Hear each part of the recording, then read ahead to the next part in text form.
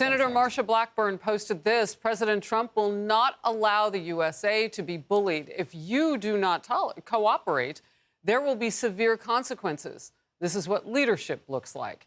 House Speaker Mike Johnson says Colombia and other nations should be put on notice. President Trump is putting America first, just like he said he would.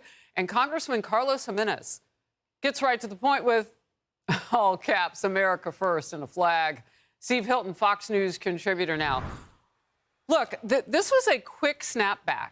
I think that there is more belief among those people around the country who would try to defy Trump that he's for real than there are among some Democrats in this country. Exactly. I mean, Harris, it's barely believable, isn't it, that it's just less than a week since we were talking on the eve of President Trump being sworn in. It's a different world in just these few days. And it's so clear now to everyone. You remember they used to say, don't take Trump seriously, but not literally. You've got to take him seriously and literally, because he's saying things he's going to do, he follows through, and it happens. Everyone can see that. Around the world, that people can see that. This response on Colombia was perfect in every way. Perfect in every way, and you had the perfect outcome, and it sets the tone for his interactions with other countries. In a way, it's almost as if the Colombians were part of the plan, because now, when President Trump says anything on an economic issue, a military issue, any issue, around the world, leaders will know he is serious. We got to take it seriously and literally. And that is great news. I mean, we use this phrase, America is back. Boy, is America back. It is so thrilling for all of us to see. Well, look, let's get to the actual issue here. Colombia's Petro, their president Petro, obviously telling the rest of the world, but here's what's affecting America today. President Trump has ramped up those deportations of illegal immigrants, particularly those who've committed violent crimes. And yesterday alone, agents picked up 1,000 illegals and lodged more than 550 detainers.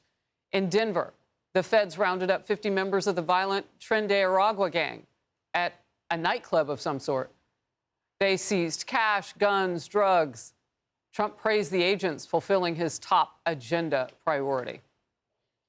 Throughout this week, the heroes of ICE have been hunting down and arresting hundreds of illegal alien members of the savage Venezuelan prison gang known as Tren de Aragua. You know that gang? This is not a nice group of people. They formed in prison, and then they dumped their prisons into our country. So we had them. We had them all over the place. Ask Colorado, the governor of Colorado. He doesn't know what to do about it. They're all over the place. We'll get them out. And look, if you want to know if there's transparency here, there is. Just keep watching. Border Czar Tom Homan personally attended a sweeping multi-agency raid in Chicago that he said resulted in the arrests of several national security threats. Homan said among those arrested were aggravated sex offenders, convicted murderers, and an alleged TDA. You heard that gang that the president was just talking about. An alleged member of that gang, Illinois Governor Pritzker, is still promising a healthy dose of resistance against Trump. We're going to stand in the way of an unconstitutional order. We'll also stand in the way of them breaking the law in Illinois if they're not following federal law.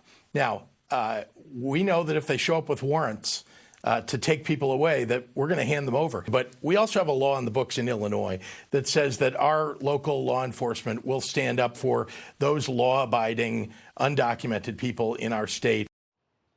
Really? Are you going to go after the criminals that are killing people? Or is he going to defend them too? Homan promises nothing will be slowing down.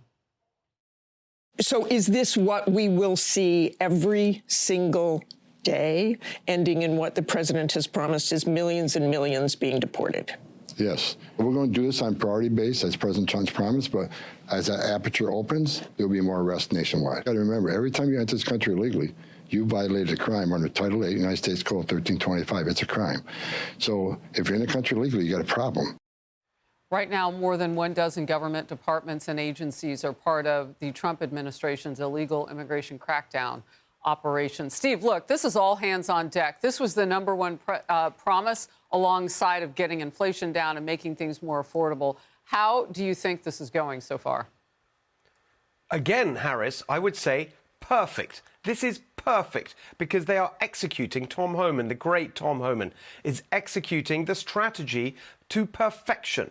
The worst go first. An incredibly simple phrase, a simple idea. Let's focus on the violent criminals who shouldn't be here in the first place and are a threat to our people, our families and our communities. And they're being so upfront, they're communicating about it, they're giving numbers, they're showing the profiles, they're showing the flights, they're being transparent about it, and they're pushing back on lies and misinformation. That governor there, that ridiculous governor of Illinois, Pritzker, who seems more fussed about whether our own citizens who are law enforcement officials, are they playing by the rules and breaking the law, doesn't seem to care about the fact you've got murderers who are breaking the law. They're fine if they're undocumented illegal immigrants. And he's then putting out misinformation, Pritzker, about raids on schools, stoking fear and division in our country, instead of getting behind the new administration that's trying to protect our country.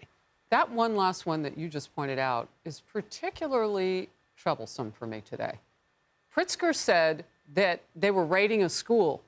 He should have known the very reason or been curious enough to know why people would show up at that school, federal agents and the like. Well, the reason that they were there, those protectors, was because they were vetting a threat against the life of President Trump. That's what's being reported. Now, we won't know all the details on that, but he's had 2 attempts on his life and been shot once while running as a candidate.